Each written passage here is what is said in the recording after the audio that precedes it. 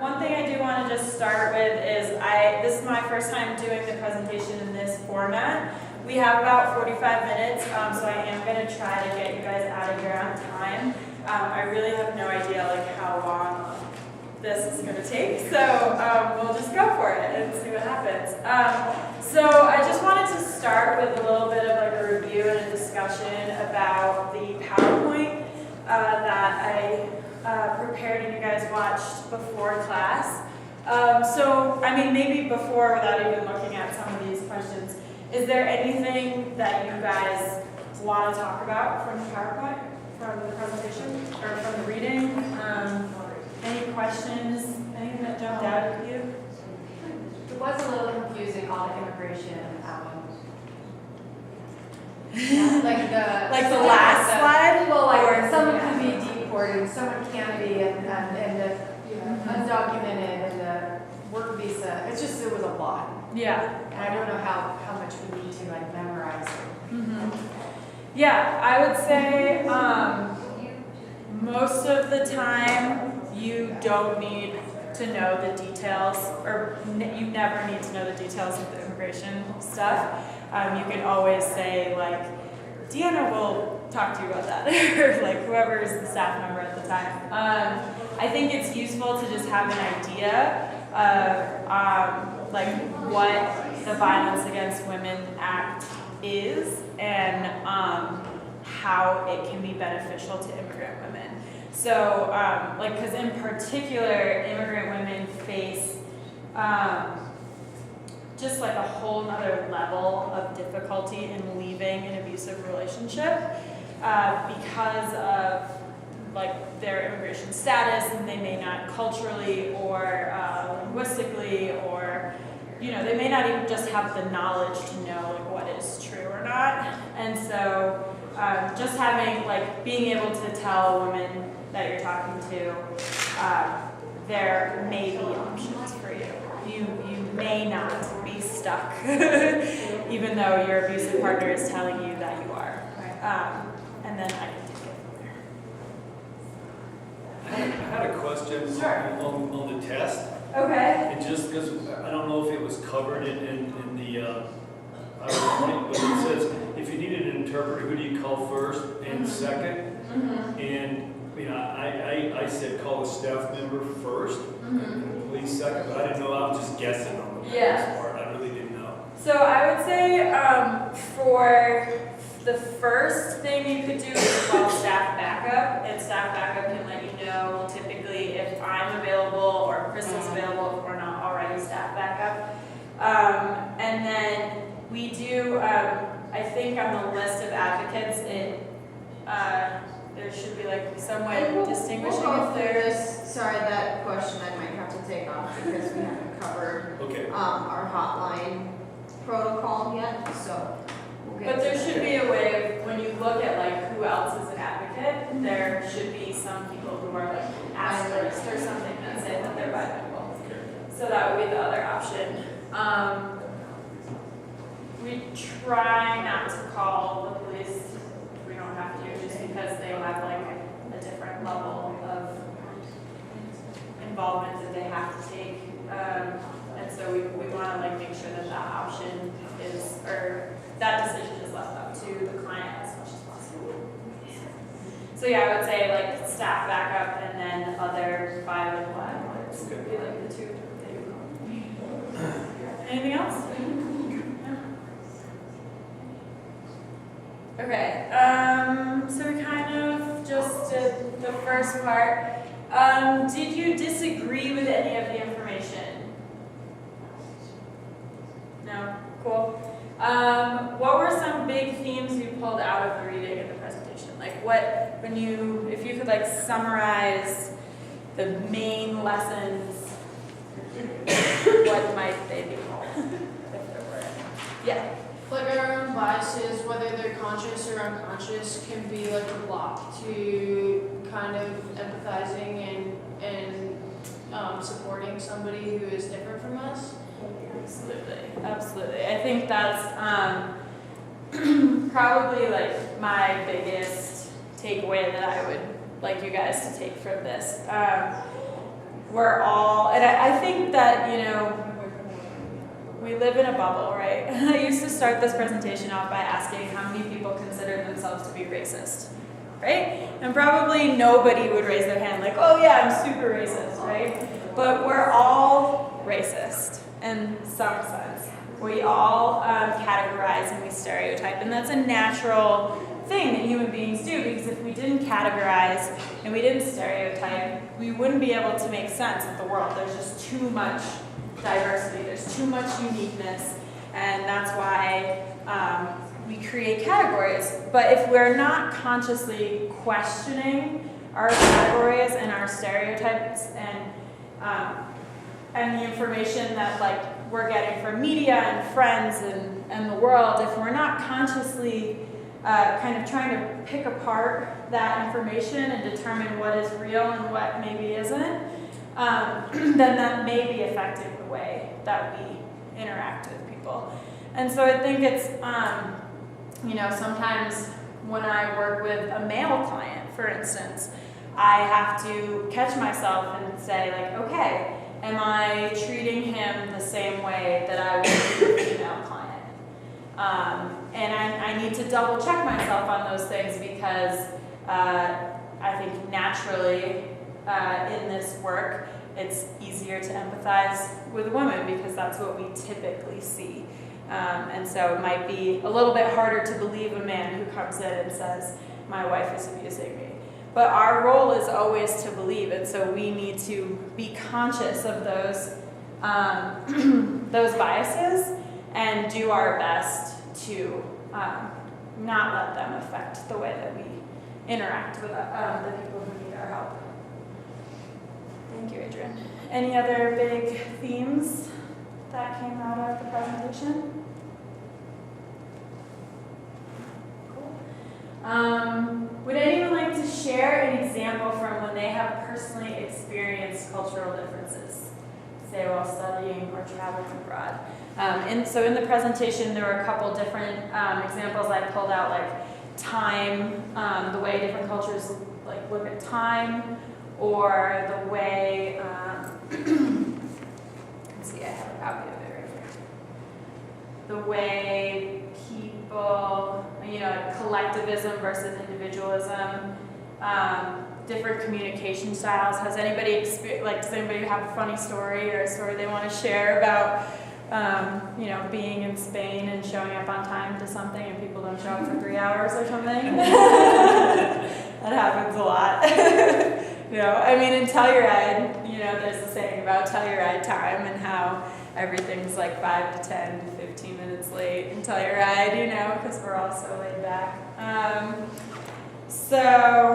Nobody I has can share one. Yeah, go ahead. So my boyfriend and I were in Myanmar last year, which is pretty closed off to the outside influences, kind of like North Korea has been. And met a young man, I think he was like 20. And he, I think, had just discovered sex, like really just discovered it. Like it's a new concept that anyone outside of marriage can begin to start having sex. So the idea of a boyfriend and a girlfriend were traveling was totally wild to him. So he pulled me aside and said, well, are you from the same village? And I said, well, interestingly enough, we're not from the same village, we're two different towns in Colorado. And he goes, oh, well, your parents must have met each other and approved this happening. And we said, oh my gosh, our parents have not met each other. I met his parents and he's met my parents, but they have not met one another. But it was such an opening experience. And then, of course, he wanted to know about if we have sex and how often and all this stuff. And so we kind of didn't want to take it too much time. But anyway, so then we got home, we had our parents meet, because we were just like, of course, they should meet. But you know, there it was the parents meet first, and then the romance can occur. So there we go. You know, what really struck out to me is that I manage a all Hispanic staff, you know, and I've witnessed a lot of cultural differences. But what was interesting was that and it talked about here about poverty and instant gratification. Mm-hmm. And not that my guys are poverty stricken at all, they're not. But one of the Hispanic guys goes, you gringos, all you think about is saving money. You know, when you get old, you have money, so you can retire and stuff. He goes, we as Mexicans, he goes, if we have it, we spend it. You know, and to some respects that's true, but he was such stereotyping himself as, you know, as all Mexicans. But I have one of my Mexican Hispanic girls, that, you know, she's trying to buy a $200,000 house in Montrose, but she's focused on saving money. So I mean, I just saw this even stereotyping his own people, you know, and I just found it interesting because it's easy for us to do. You know, I mean, you asked about racism. I mean, I was born and raised in the South, and where my parents were very racist. I mean, they didn't know any different. Growing up, I didn't know any different. I do now. And it's hard not to judge people who are, you know, different in your own social or economic differences. I mean, it's hard. You have to really think about what you're doing and saying and feeling about other people. Yeah. It's true. Yeah. At least true for me. Yeah. I think that's very true. And I think that, you know, in some cases it's obvious where you grew up and where you are now. You can see a growth, right, from the way maybe you were raised or the community where you were raised to where you are now. And you can see, wow, like I'm not that way anymore. And for some people who weren't born in a place where it's so obvious, it might be a little bit harder to look inside and say, wow, what biases do I have? And how do they affect the way that I interact with people? I can remember, you know, this isn't something I'm proud of, but I can remember once when I was like at a mall, I think, in high school, or maybe I was home for college, and I like had to pay for parking at the parking garage, and the parking attendant was a young African American man, and he was very polite. And I pulled out of the parking garage and I said, wow, what a nice young, like in my head I was like, wow, he was really polite. And I was surprised by that. And then I had to stop myself and say, wait, why am I surprised that a young black man would be polite, you know? And that, you know, is just something, like those are the kind of questions that I hope people will ask after kind of having this type of presentation is, what are the unconscious ways that I am judging people, and how can I actively make myself conscious of those things and work against them? So, and actually I'm going to use your comment as a great segue to the next section. So this is something that was how I used to start my presentation, and I wanted to take it out of the online presentation because I think it's something that should be discussed in class. But, so stereotypes, right? Stereotypes can affect the way that we treat other people, but it can also affect the way that other people perceive the Resource Center and us as advocates. So I wanted to just kind of throw out some common stereotypes of immigrants, and then we can talk about common stereotypes of Americans, of what other people might stereotype us as, and how both of those, the stereotypes moving in both directions, how that might affect someone asking for help with the Resource Center. So no judgment. What are some common stereotypes of immigrants in our country? I'm not saying just because you say it doesn't mean that you stereotype people that way, but just what are some that you hear in the media or around town? They want us to learn their language, but they don't learn ours. Okay, so language barriers, okay. Criminals, okay. Poor. Mooching off our system. Mm-hmm. They're all here to have welfare babies, right? Bringing drugs. Mm-hmm. They're drug dealers. What do they look like? Are they white? No. Where do they come from? Mexico. Okay, so here's some that I've come up with. They're all undocumented. They're all poor. They're all people of color. They're all heterosexual. They have tons of children. They can't survive economically if they're undocumented. They do will not use the legal system. They have an immigrant status which cannot change, and they come from certain countries, i.e. Mexico. So all of these are true for some of the people that I work with. Some of them are not true for the people that I work with. I would say, I think I probably mentioned this in the presentation, like most of the women I work with started out as undocumented. We've been able to get a lot of them documentation, which is pretty cool. I mean, Telluride, it's a hard place to survive economically. They're poor by some standards and maybe not by other standards. So yeah, so how might, well, I think it's pretty obvious maybe how these stereotypes might affect a person who holds them giving good services to a client, right? If we go into a meeting with a Spanish speaker and I assume all of these things about them, then I'm probably not listening for the key information that I need to be a good advocate. And that's probably the other key piece of information that I hope you will take away from the presentation is the main thing that you can do as an advocate and the main thing that you can do to overcome your biases and your stereotypes is listen. That's what we're here to do. We're here to listen and we're here to believe. And if we can do that, then we can be really, really good advocates. What are some stereotypes that other people might have of Americans? Lazy. Lazy. Fat. Fat. Rich. Rich. Loud. Loud. Okay. Narcissistic. Mm-hmm. Speak only one language. Yes, we're ignorant in that way, right? Culturally insensitive. Culturally insensitive. Mm-hmm. Good. Yeah, you guys hit on a lot of them. We're always in a hurry. We insist on treating everyone the same, right? Nobody gets special treatment. We're direct. We always say what we're thinking. We always want to change things. It can be very much pull yourself up by your bootstraps or like we can change everything. We don't respect our elders. I think that's like a really interesting one.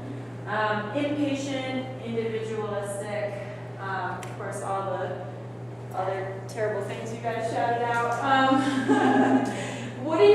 How would these things, if someone believed this of us, how would that prevent them from calling the resource center? They wouldn't think we would listen. Right? We're too much in a hurry to actually listen to them. Yeah. Not really empathetic. I wouldn't understand. Mm-hmm. Cultural diversity, they're not going to understand our needs as much as they would have Exactly. a Caucasian. Exactly. So that's why I think as the Resource Center are really lucky that the people who have come before us have built an amazing trust in the immigrant community here and the community as a whole. We have built an amazing rapport and trust, and it's really important that all of us as current and future advocates maintain that trust and maintain that relationship. And again, the best way to do that is by listening. And so when you go into a conversation with anyone, whether they look like you or they don't look like you, what you want to do is listen to them. Are they talking about their kids? Okay, then you know that their children are a source of concern or pride or whatever. Are they talking about God or the church? Then okay, I know that religion is something that's important to them. And then when I respond, I'm going to reflect back those values that they have told me. So every client that I interact with it's a different conversation. I mean, a lot of it, there are things that I repeat a lot for sure, but every conversation is different because it's based on what I'm hearing the other person tell me, and then I'm just reflecting that information back to them.